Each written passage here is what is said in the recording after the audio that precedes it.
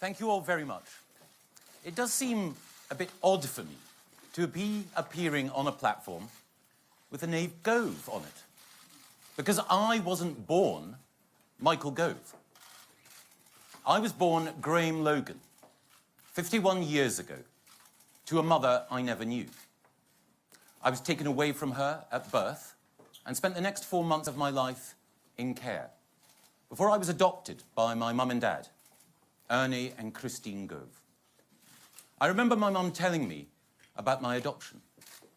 "Son," she said, "you didn't grow under my heart, you grew in it." They gave me love, total, absolute, and unstinting. And as a result of their sacrifices, I'm here today, the first member of my family ever to have the chance to go to university, and someone privileged to have worked with 2 great prime ministers in 3 great government departments. And being adopted, I've always remembered one thing: how fragile life can be, how much depends on chance. And that's why I'm in politics, because I want to give every individual the opportunity to succeed. I don't want to leave their fate or destiny to chance. I believe that every individual has something unique to offer, and I want to give them the chance to be author of their own life story. And in particular, I want to make sure that we give opportunities and a voice to those in our undervalued communities and our overlooked families. What do I mean by that? Well, when I became Shadow Education Secretary in 2007, I had a look at the school league tables. There was one school I saw which I might have gone to if I hadn't been adopted, where out of an entire generation of children in one particular year, only one got the 5 good GCSEs that are a passport to success in the future. And I thought, what if I'd gone to that school? What would my future have been? What would my chances have turned out to be? And at that point, I vowed, if I ever become Education Secretary, I will make it my mission to make sure that every child has the opportunities I've enjoyed. Every child can fulfil their full potential.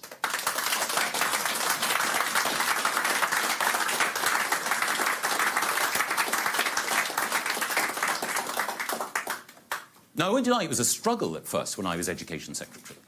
Testing, certainly. But with the help of an amazingly talented team of ministers, we pushed through change. We opened new free schools and new academies. We restored rigour to the curriculum. We made our exams more testing. And we also ensured that every child had the stock of knowledge and the skills that they needed to make a success of their life. And you know what?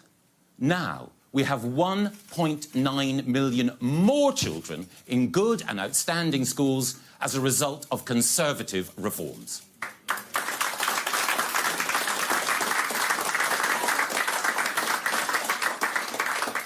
And it was that belief in using the power of government to help every individual that I took with me to the Department of Justice when I worked there as Secretary of State.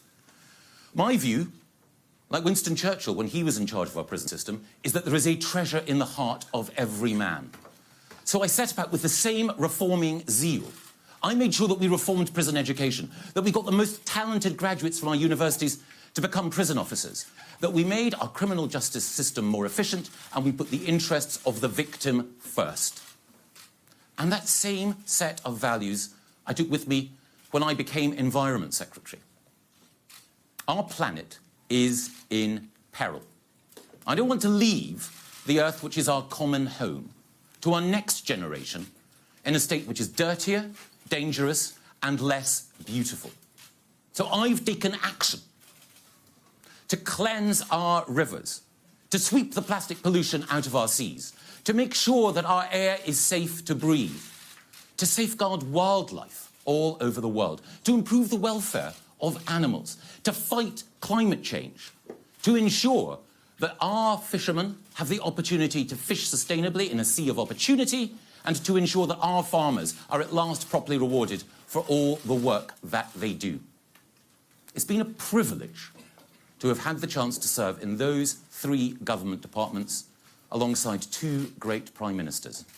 And I just want to take this opportunity to say a special thank you to David Cameron and Theresa May for giving me the chance to serve, and can we thank them for their distinguished service.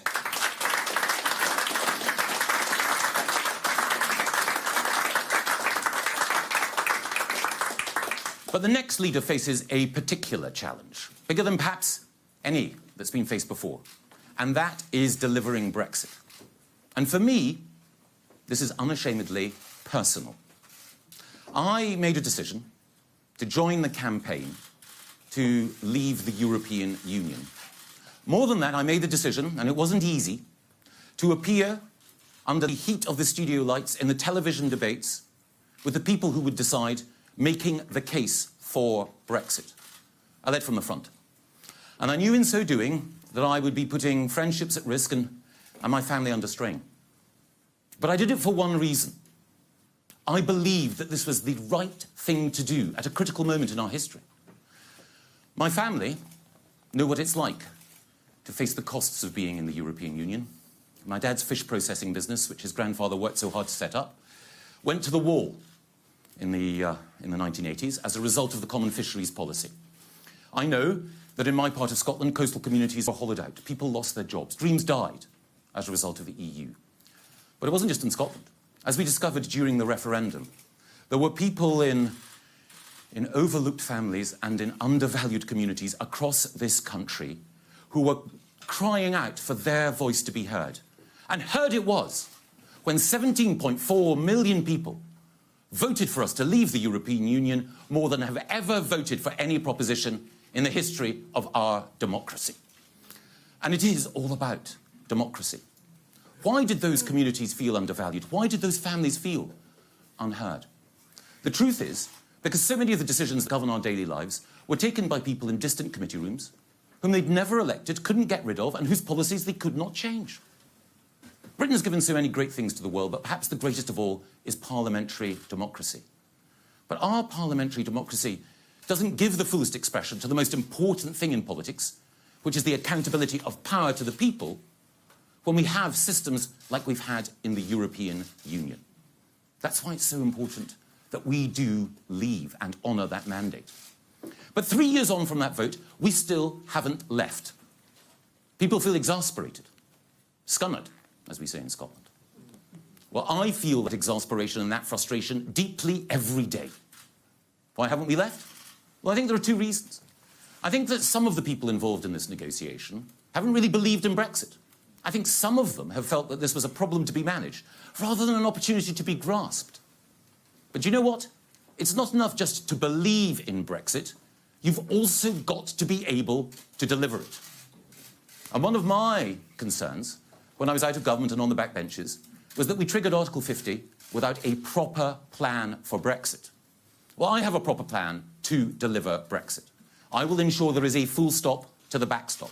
I will ensure that we negotiate a Canada-style free trade agreement with the European Union and new free trade deals across the globe.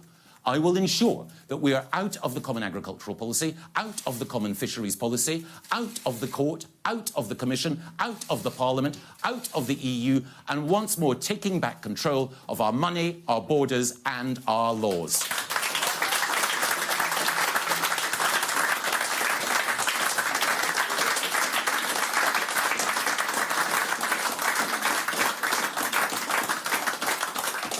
Now, it's not going to be easy. Nothing worthwhile ever is. There will be challenges and tough moments ahead. But I've faced challenges and tough moments throughout my political career. But if we make a success of Brexit, then this wonderful country can be the best in the world in so many ways. We can be the best country in the world for education and science, the best country in the world to start, grow and run a business, the best country in the world to raise a family, the best country in the world to love and live as you wish, and to celebrate the diversity, the generosity, and the sheer abundant talent that we all have. How do we do it? We do it by bringing people together, and in particular, bringing people together in those overlooked families and undervalued communities who were at the heart of the Brexit vote. How would I begin? Well, I would begin by strengthening the United Kingdom. We need to ensure that there is additional spending that the UK government devotes to Scotland, Wales and Northern Ireland, so everyone appreciates the benefit of the strength that the unity of our kingdom provides. But more than that, we need to make sure that every policy that is passed in Westminster is good for the United Kingdom. We need to make sure that there is a dedicated powerhouse at the heart of government, putting the United Kingdom first in everything that we do. I'm a unionist to my bootstraps. How could I be otherwise? I was born in Scotland. I worked in Northern Ireland. I married a woman from Wales. And last year, I even supported England in the World Cup.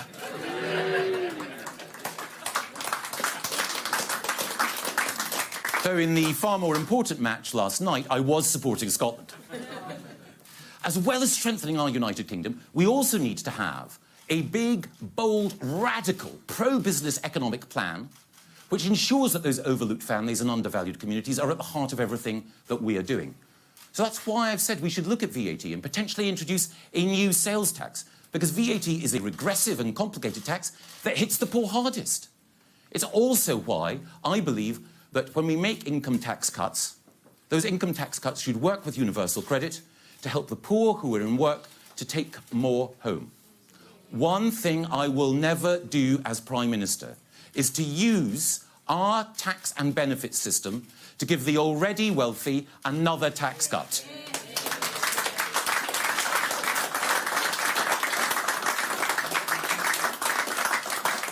I believe in low taxes and pro-enterprise policies, but the poor must come first.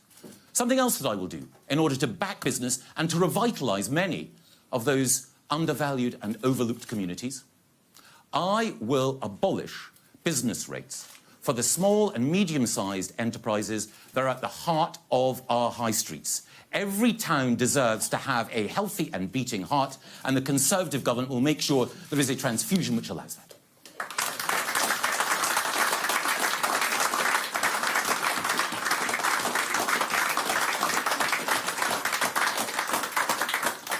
There's something else that we need to do for those overlooked families and undervalued communities, and that is invest properly and reform properly in education. One of the things that I will do is to restore per-pupil funding for every child in our schools. But much more than that. The world of work is changing. New technologies, artificial intelligence, robotics, machine learning, gene editing, they could lead to this country becoming the forcing house of innovation in the future. There are tremendous opportunities, but there are also challenges, because as the world of work changes, some of the traditional jobs that so many have enjoyed will disappear. So we need to help people in education, not just at the beginning of their life, but in the middle of their career. And I will ensure that we make lifelong learning a reality by allowing people in mid-career, in many of those towns that need new skills and new investment, to retrain to take advantage of all of the opportunities of the future. And I'll create institutes of technology with high-quality vocational education in every town, and I will work with American universities to ensure that they can open new campuses here to extend innovation and to emphasise that we are a country open to talent. There are other changes that we need to make about how we spend public money as well, though. The Treasury in the past has tended to look at public spending and not always ask, how can we maximise economic growth? Working with a great team of Treasury ministers, I will make sure that every pound we spent is dedicated to improving economic growth. And that means transport infrastructure that can connect the North, the Midlands and the South West more effectively than ever before. It also means making sure that we have a 5G infrastructure which is safe for this country, and also one which ensures that every community in this country can be connected. It also means, when we're thinking about infrastructure, housing. Conservatives should always believe that everyone has the right to own their own home.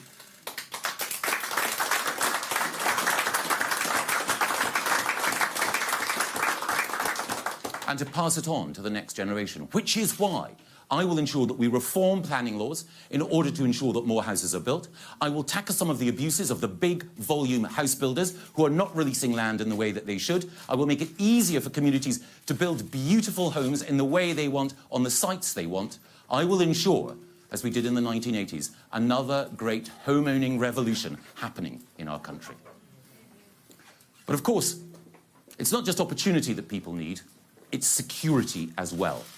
That's why I will ensure that our NHS is fully funded, properly funded, and that funding is underpinned by legislation in the future. And it's also why I will introduce a system of social care, of insurance, supported by the state, which will ensure that never again are people in fear that as the terrible shadow of dementia falls on their relatives' lives, that they may lose their home and their future may be uncertain. Those who've given so much for our country deserve security at the end of their lives. Security also means looking at the way in which our police operate as well. One of the problems with our police is that increasingly, so much of their time is devoted to pursuing crime online, and sometimes even ludicrously, pursuing people who use their free speech on Twitter to say what they oughtn't to say. Now, in recent days, I've actually been tempted to support the police using their powers to stop some people on Twitter operating their right of free speech. But local communities deserve local police that are concentrating on local priorities. So I will create a new national cyber crime task force to ensure that local police do what they should, respond to local people's desire to make sure that local priorities come first.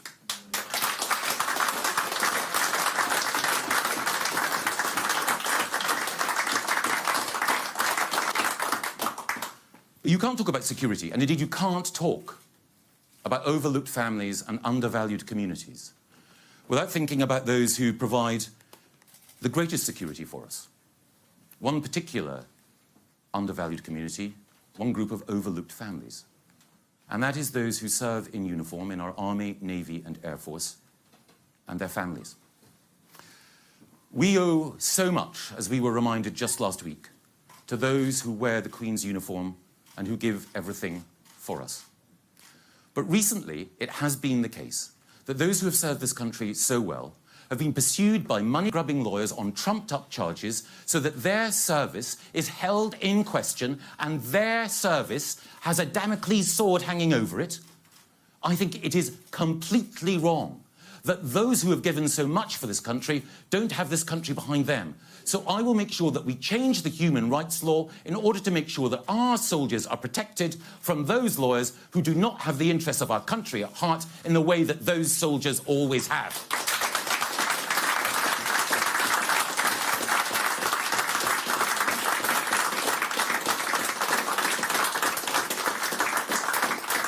And I will make sure that we have a dedicated Minister for Veterans to make sure that we protect those who have protected us.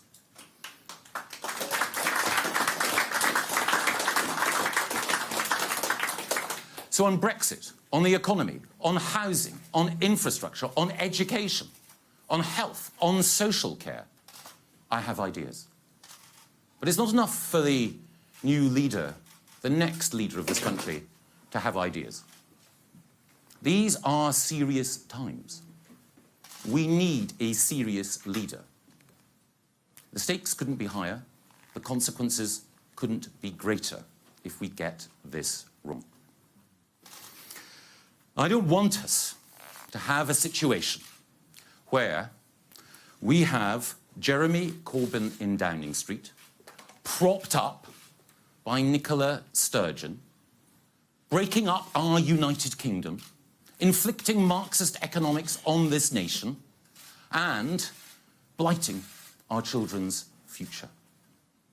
That is why, at this time, we need someone who has been tested in the heat of battle, someone who is prepared to go under the studio arc lights in order to make the case for conservatism, someone who will take on Jeremy Corbyn at the dispatch box, not hide in their bunker. Now, I have had the opportunity in 3 government departments to show that I can bring people together in order to drive change. I've had the opportunity to show that with attention to detail, a passion to reform, a mission to deliver, that people's lives can be transformed for the better. And I have always, always, always taken the opportunity on every platform to make the case for the conservative values that have made our party great and our country strong. And that is why I am now ready to unite, ready to deliver, ready to lead.